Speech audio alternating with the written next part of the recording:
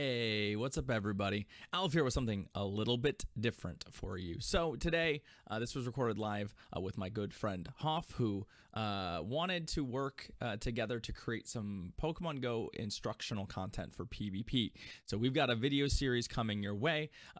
This is trimmed down quite a bit from the live stream. So if, for example, you want to see that full video, I will link it down below. There's a lot of questions from the audience and a few things that I sort of edited out of this video just because I wanted to keep it nice and short here for YouTube. But if you do like that, it's there. Also, we reference our Discord quite a bit for the end of lesson assignments. That link is also in the description. If you'd like to join, you are welcome to. It is open to everybody. So I hope you enjoy this. I'll be getting into Little Jungle Cup, and we'll get some videos on that coming soon. But we'll have one of these per week for the foreseeable future. Let me know what you think. Let me know what you want to learn. There's a lesson plan pretty early on in this, so you can see kind of what we're going to be tackling. But I hope you enjoy this, everybody. See you next time. But yeah, so that'll at least show, chat what the plans are down the pipeline. There's 13 lessons. Those include 3 or 4 review sessions. So like, it's a long ways to go. And this, if it seems rudimentary, for the first one, is because it is the basics. Yeah. I mean, that's the point, right? Was that it'd be nice to get some basics content down and in existence for everybody who wants that, either needs basics or just wants a refresher, or sometimes like going back to basics will sometimes help you learn things that you maybe had forgotten or never learned. Sometimes you skip steps because you're like, oh, I don't need to worry about that. And yeah, it's a good idea every once in a while to go, hey, what did I miss? Like when I was in my rush to get to playing, is there anything I missed? So I'm excited. I think there's gonna be a lot of good stuff here, and I'm excited to learn some things because I'm sure that I have things I could learn. Yeah, I think this PowerPoint. It is the mock. This is actually when I did coaching way back when, and still like technically have students that I owe things to, because a lot of my students would be time zone differences. That includes Left Eye, and some other people who are either APAC or other like Europe areas. I would do PowerPoints and would go through different topics, and then also assign homework, which is something that I think is quite useful, especially in some of these earlier topics. Actually making someone use PVPoke and figure out how to use it, for instance, is really nice. Yeah. But yeah, so this first week is just covering what I would consider kind of barriers to entry to Pokemon Go PvP, at least in the lower leagues. Master League has its own barriers to entry, which is knowing IVs and knowing PVPoke. Yeah. Kind of, if you go to the next slide. Absolutely. Next week as well is pretty important stuff. That's I have it listed as high ROI. That's type effectiveness, which is extremely important. And getting into like core pairings. Sure. So these dates are wrong. This is from when I pitched it to Ken. As you can see, we are on what would be. Yeah, we've been a little slow. Honestly, though, the fact that we're only 2 weeks, basically 2 weeks behind, is pretty impressive given how slow we've been at other projects where like we should do this. It's like, yeah, 6 months later, we should still do this, right? Perfect. All right. Well, are you ready to dive into to lesson 1? Definitely. All right, let's do it. I'll just you could just tell me when to flip over and I'll flip, but I'll try and push us forward when it feels like it's time. But why don't we dive in? Feel free to flip it over. Yeah. So Pokemon Go PvP is interesting, and I'm sure we've been over this a billion times, but that the IV system is counterintuitive, but then once you know it, it's straightforward. So it's counterintuitive because, wow, I have a 4-star Pokemon. Well, that's actually not the best, depending on the Pokemon. So the once you know that, in general, Pokemon that cap over 1500 CP for Great League will want an IV spread with low attack and higher HP and defense. That's fairly straightforward. And the reason that this works is because of the CP formula, which we'll look at in the next slide. The actual math behind what the combat power total looks like. Mm-hmm. And that weights attack higher than it weights defense or HP. Those are smaller, quote-unquote, stats. And you can see this visual on the left-hand side of this slide, which is from Wild Susan Boyle, from his PvP Basics document that you can see at that link. And this is, of course, true for only Great and Ultra League. In Master League, you want all of the possible IVs because your container is no longer contained. You can get as big as you want. You can really play with the big boys in Master League. And in Great and Ultra, however, you have these containers that you want to fit. You know, we're looking at this Pokemon and we want a 0-50. So that means my Pokemon's going to have no attack. If it has no attack, how does it do damage?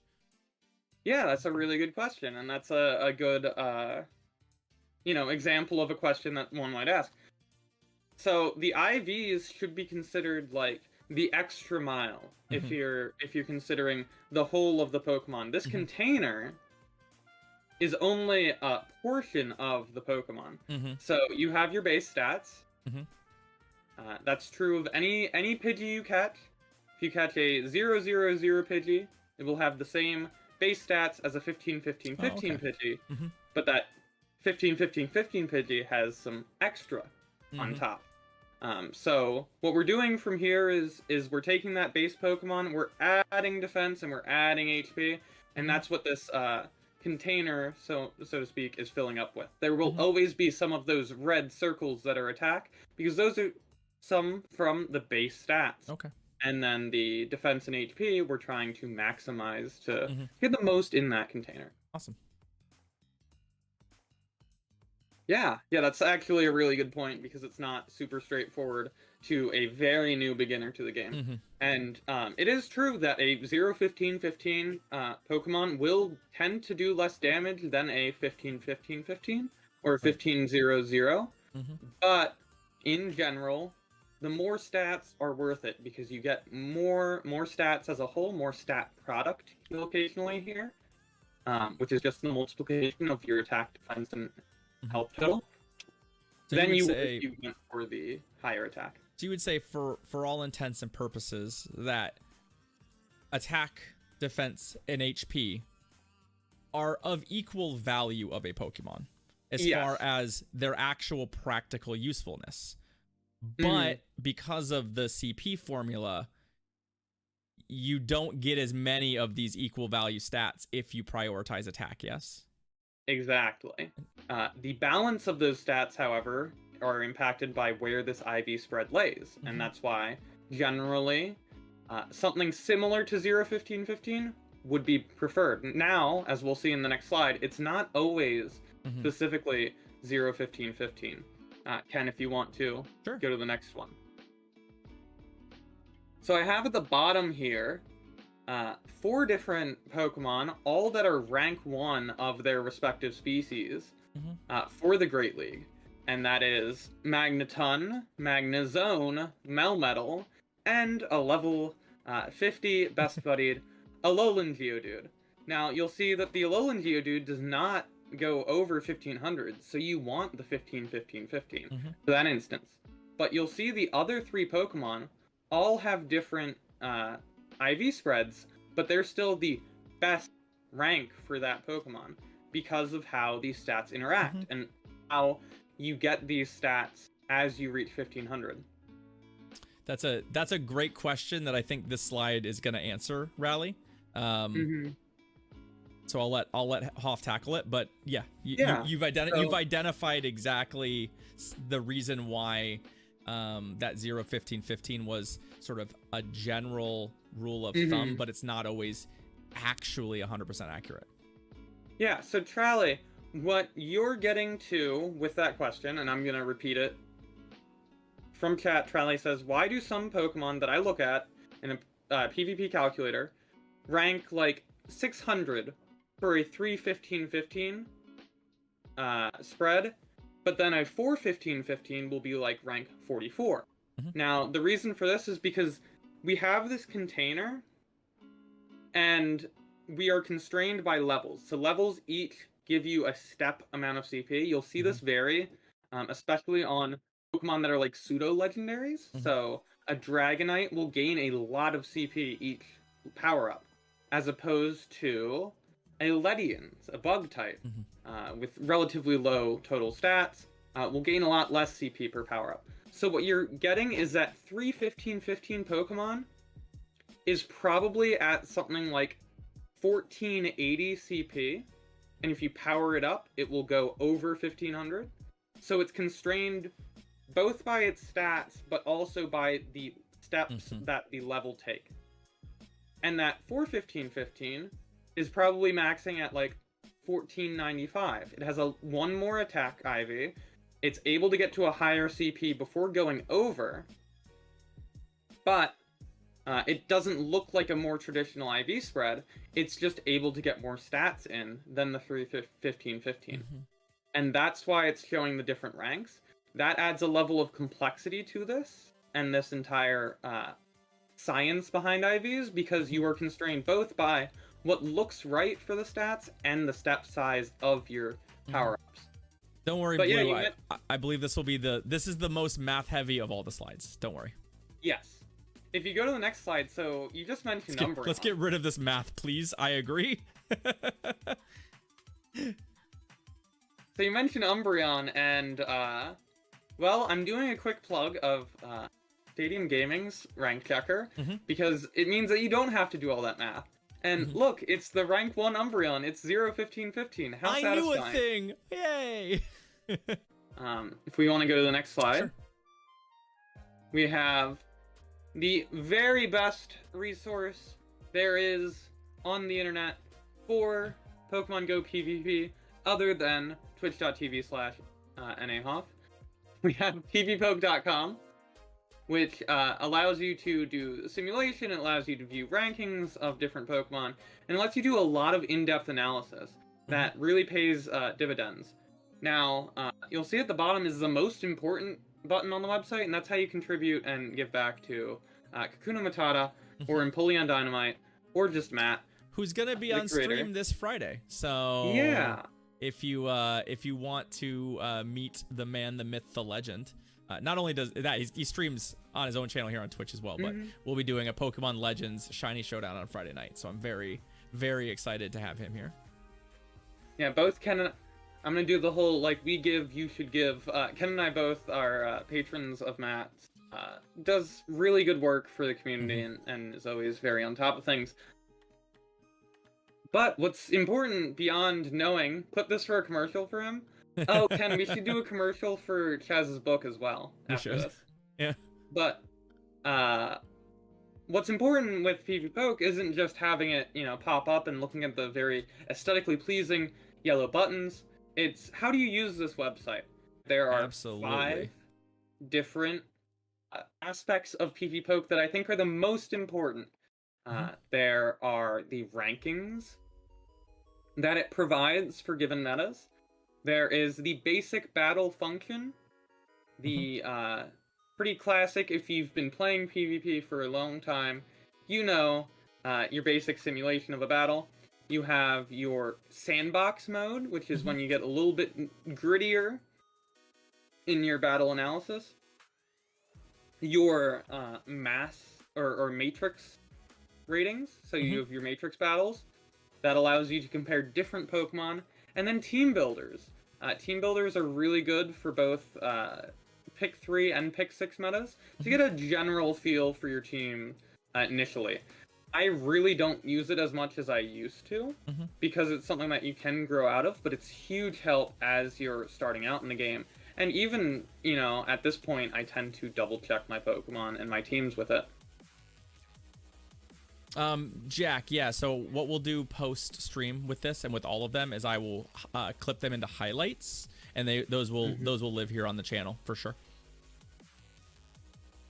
100%. As long as they'll be in the VOD as well, but I'd like them to be more permanent addition to the channel. I don't want folks to have to dig them up, and it may go on YouTube as well. Yeah, if you want to go to the next slide.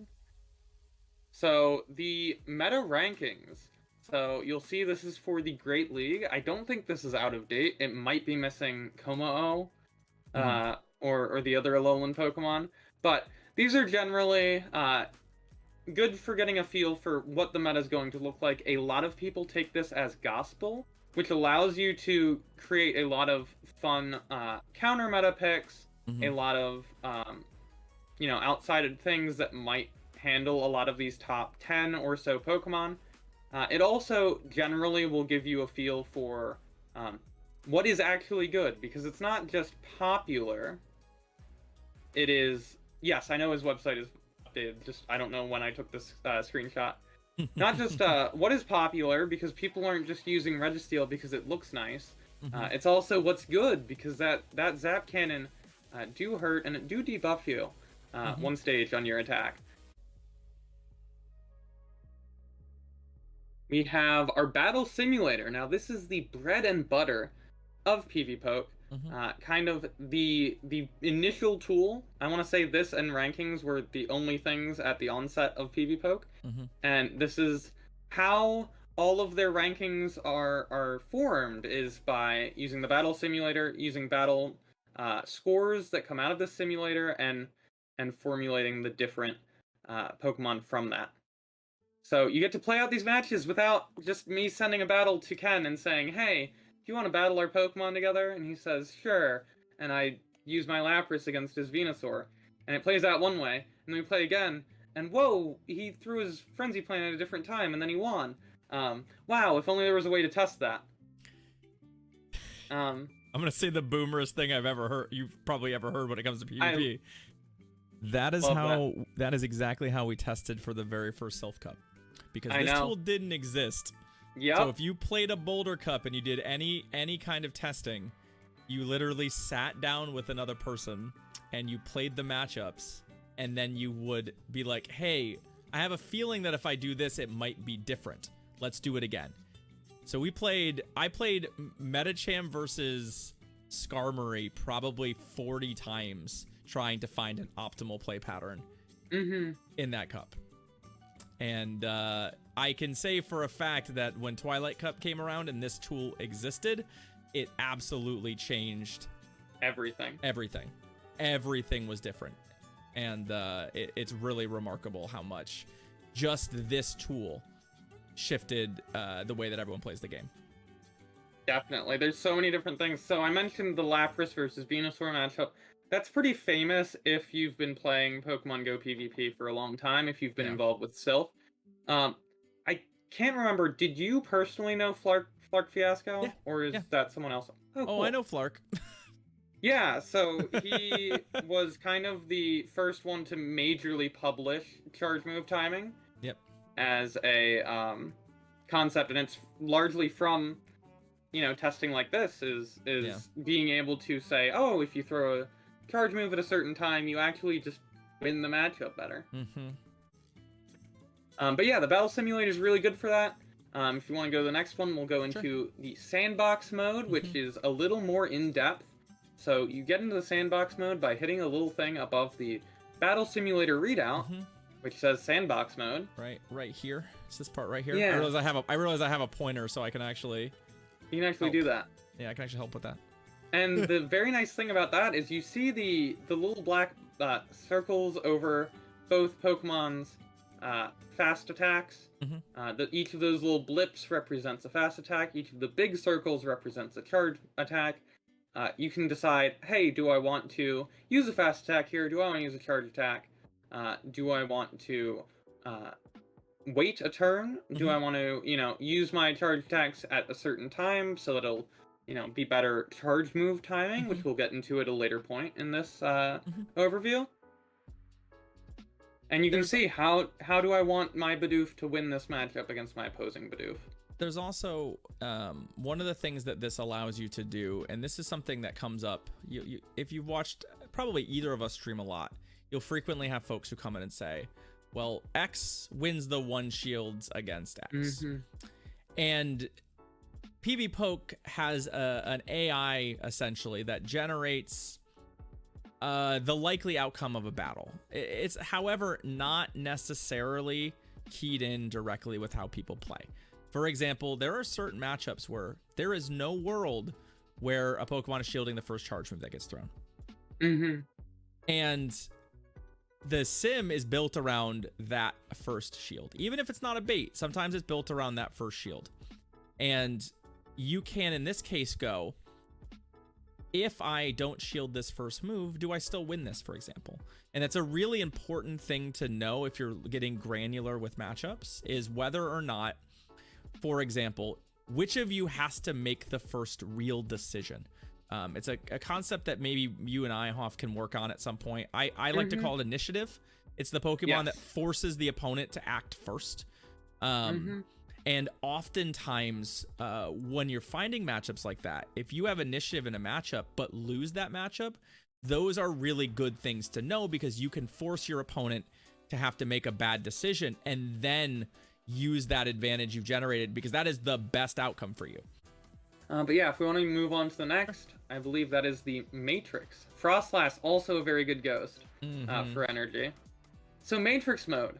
This is what I tend to use obsessively to a degree that can be frustrating. So this allows you to put 2 different Pokemon and see what they do. I use this most commonly for break points and bulk points. You see those initials BRP and BUP. Now, what are break points and what are bulk points? Break points, because Pokemon Go, the health totals are an integer-based system. There are no decimals. Things will round up or things will round down, and those will be based on the attacking Pokemon's attack and the defending Pokemon's defense. I'm going to use the recent Walrein Community Day as an example, because I know that there is a breakpoint that Walrein can get against Azumarill, and you want to test some of your Walrein against a higher bulk Azumarill to see whether you get that breakpoint or not. So how you would do that is you go to PVPoke, you go to the Matrix Sim mode, which is in the Battle Simulator, and you put the Pokemon you're testing against on the right-hand side, you put the Pokemon that you're using on the left-hand side, and you simulate them against each other. And thanks to, I believe you recommended this, there's a little tab at the bottom that you can select breakpoints or bulk points. That might have been someone else. But I do believe that was a me request. I obviously I have a decent relationship with PVPoke, and I have made some suggestions. In the old days, this would simply give you the matchups. If you see at the bottom, it shows your matchup scores. You could. And it doesn't look like Bidoof does that well. No, it really doesn't. You could find instances of break and bulk points by comparing the 2 scores. Typically, if there was a break or a bulk point, the score would be marginally different. The problem is that there are lots of reasons the score could be marginally different, and it wasn't really an indicator of break and bulk points, and it wasn't particularly helpful. So by having those tabs, you can simply compare break and bulk points. And often, you don't actually necessarily care if it changes the matchup from scratch. What you care about is the extra damage in all of these fringe scenarios. You may find, for example, that Bidoof has a breakpoint against a Mon that it typically doesn't beat, but you would still rather have that breakpoint than not, as you will find fringe scenarios where doing 1 extra damage is actually quite good. All right. You want to go to the next one? Let's do it. Yeah, so the Team Builder. Of these, I believe the Team Builder is the newest tool, and I say newest, but it's fairly old at this point. But a very useful tool to judge a team and how it stacks up against a meta in particular. So we have here, against the Great League meta, we have Trevenant, Walrein, and Lapras. I suspect this would actually rank fairly low, and the reason for that is this will judge the team against the meta, and it will see how balanced it is. So a balanced team, say Swampert, Skarmory, Vigoroth, a little bit of a duo core plus safe swap, or a trio core team like the classic Azumarill, Registeel, Altaria, the team of the Season 1 kind of era, would score very well in this format, because each of the Pokemon cover each other well. They don't have a lot of common threats. For this team, for instance, Walrein, Lapras, and Trevenant, you're going to see a lot of things that beat both Walrein and Lapras being listed as heavy threats, whereas in actuality you would run in that AVB style. This is all stuff we're going to get to later in like core sections, but a lower score isn't necessarily better, but this will allow you to check what threats your team has. If you have a ridiculously high threat score, then it will allow you to see where you might be messing up, what you might need to add to your team or remove from your team. In general, if your team has a threat score over like 800 or 850, you probably have some holes in it. The other thing with this is check your settings. You might be listing in the wrong meta. I've had that happen a ton of times, going to a Sylph meta or a GBL themed cup. Lower score is better as a general heuristic. However, it is not the end-all be-all. And I should probably have that more granularly said. Yeah. I think unfortunately it doesn't necessarily take into account the order in which the Pokemon are being used and the strategy in which you are employing, which is given you know, I'm sure will get covered later, but given GBL as a blind format, you simply it doesn't necessarily know how to take into account the sacrificial plays, which are what the ABB teams do, right? How effective is your team? This would love, for example, a Sableye safe swap, which is a Pokemon that's very safe and has very good matchups, but will not like Caleb Pang's Skarmory Double Grass team, for example, because that team looks extremely imbalanced, but frequently when you would remove one of their grass counters, the team was exceptional. So I do love this. This is as we move towards regionals and competitive play with Pick 6. I think it's a great tool for Pick 6. Even if you don't necessarily use the tool to determine your team, being able to look for common gaps and know kind of what your matchups are is really, really helpful. It'll help you avoid instances where, for example, you think your team looks great and you just sort of forgot to account for one of the top meta players, and you find out that only one of your Pokemon cleanly beat Stunfisk. You thought you had the spicy, you thought you had the perfect setup. Is like, wait, I totally missed this. I just forgot this one Pokemon. Or just if you go, I am gonna run this team. What is the scariest 5 Pokemon I could see on the other side? And then spend another 10 minutes, 20 minutes, half an hour, figuring out how do I deal with this mon if I see it, right? You know that if you run this and you go, I've left a hole for Trevenant. If there's a Trevenant on the other team, I need to have a strategy to employ against it. But at least you know that ahead of time, instead of what some of us do with Pick 6s is this looks good. And then the first team you see, you know, I didn't account for a Charmer. Completely forgot. I assumed people would be better than running a Charmer. Right. Eleonora in chat mentioning the bane to my existence with GBL and Sylph as well, which is Scrafty. If you look at the team on the screen, you might notice an immediate counter to that team would be Scrafty. Most of the teams that I tend to run, it's because I don't like using fairy types, and I'll do a lot of normal and ghost cores. I'll use something like a Diggersby Driftblim core, very weak to Scrafty, for instance. And yes, Ken speaks to very well how this tool tends to be better for a team of 6 because there's less variability than in your team of 3, which you might want to be imbalanced. And then, check your settings for the cup, but then also those advanced settings. You can toggle whether shadows are included. You can toggle this team builder as a tool. On its default settings, uses a mix of the 0 shield and the 1 shield. Yeah, up there. And it kind of averages the two. If you want to base it on just the 1 shield, if you want to base it on just the 0 shield, you can do that. And that will paint a different picture on what actually beats it or not. This is another reason why I say the lower score is not always better. Because say Talonflame has a blowout win against a certain Pokemon in the 0 shield, because it survives one charge move and it gets to the Brave Bird. Right. But it might have a pretty poor matchup in the 1 or 2 field.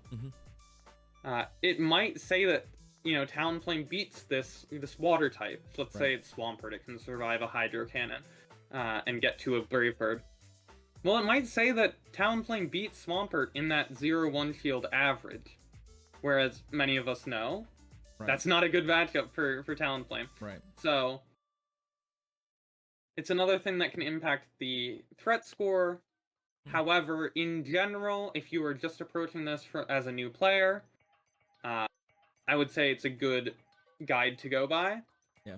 What I recommend, so Eleanor asks in chat, what do you generally recommend to leave it as average or tend to change that?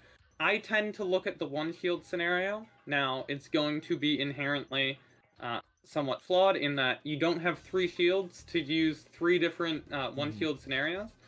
But I tend to go off of that as a guide because 2 out of my 3 Pokemon are going to be using that. Right. And I think the 0-1 can just be misleading at times. Right. I'll usually test both if I'm like very invested in the tournament that I'm participating in. But I will generally, as my first check, go to the 1 shield. I'll usually accept that in any matchup, there will be a matchup where I don't need to use a shield for one reason or another. And then if I can just have, you know, a team of 3 that 2 of the 3 can operate very well in that, then I'll be happy with that. You're very welcome. I think 2 shield is relatively useless, no offense, but you're only getting 2 shields and you shouldn't test your whole team on it. I appreciate that he has it there for completion though.